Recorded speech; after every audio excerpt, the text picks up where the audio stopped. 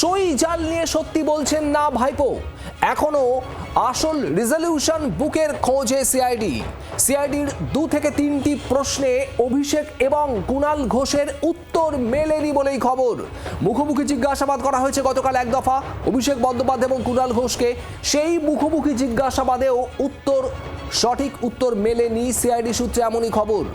অভিষেক এবং কুণাল ঘোষের বক্তব্যের বেশ কয়েকটা জায়গায় ফারাক রয়েছে, সিআইডি সূত্রে এমনও খবর।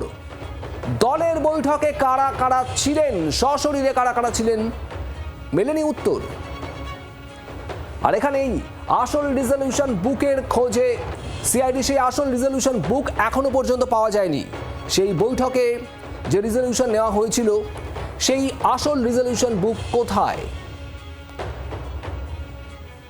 পিয়ালি মিত্র আমাদের প্রতিনিধি রয়েছেন আমাদের সঙ্গে। পিয়ালি, 8.5 ঘন্টার মতো জিজ্ঞাসাবাদের মুখোমুখি হতে হয়েছিল অভিষেক বন্দ্যোপাধ্যায়কে। অভিষেক কুণাল মুখোমুখিও জিজ্ঞাসাবাদ হয়েছিল। আর এখানে এই গোটা জিজ্ঞাসাবাদ পর্ব থেকে ঠিক কি উঠে আসছে ইডি সূত্রে? দেখো, গতকালকে এর আগে 5.5 ঘন্টা, গতকালকে 8.5 ঘন্টার কাছাকাছি জিজ্ঞাসাবাদ করা হয়েছে। কিন্তু এখনো পর্যন্ত এর আগের দিনকেও যেটা জিজ্ঞেস করা হয়েছিল, যেটা তৃণমূল বা অভিষেক বন্দ্যোপাধ্যায়রা দাবি করেছেন যে তারা রেজুলেশন নেওয়া হয়েছিল এবং রেজুলেশন নেওয়ার পরেই তারা স্পিকারের কাছে চিঠি দিয়েছিলেন। যদি রেজুলেশন নেওয়া হয়ে থাকে তাহলে রেজুলেশনের আসল কপি কোথায়? সেই অরিজিনাল রেগুলেশন বুকের কিন্তু কোনো রকম কোনো কপি অভিষেক বন্দ্যোপাধ্যায় দিতে পারেননি। এর আগে তাদের যে সেন্ট্রাল পার্টি অফিস, যেটা মমতা বন্দ্যোপাধ্যায়ের বাড়ি, সেখানে গিয়ে তল্লাশি চালিয়েছিলেন, সেখানে পাওয়া যায়নি।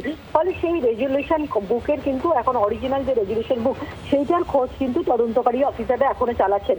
তার পাশাপাশি 2 থেকে 3টে প্রশ্ন, যে প্রশ্নের সঙ্গে কিন্তু যে প্রশ্ন কুণাল ঘোষ এবং অভিষেক বন্দ্যোপাধ্যায় দুজনের কারোর কাছ থেকেই উত্তর মেলেনি। একে অপরকে জিজ্ঞাসাবাদ করেও সিআইডি সেই সমস্ত কিন্তু উত্তর পায়নি। তার মধ্যে বেশ কয়েকটা গুরুত্বপূর্ণ প্রশ্ন রয়েছে এবং বৈঠক নিয়ে প্রশ্ন করা হয়েছিল, কে কে ছিল সেই বৈঠকে, এখনো সেগুলোরও কিন্তু স্পষ্টভাবে উত্তর পাওয়া যায়নি।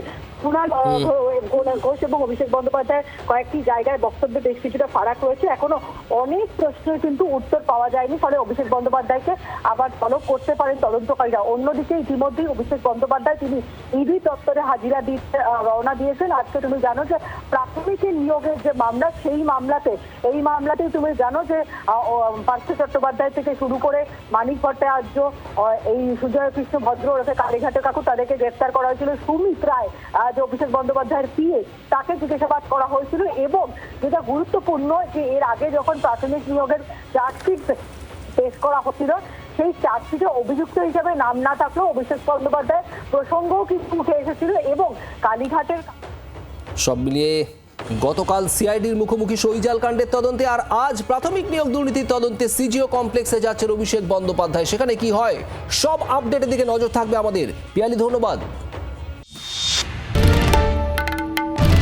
বাংলার আওয়াজ, বাঙালির আবেগ, জি 24 ঘন্টা।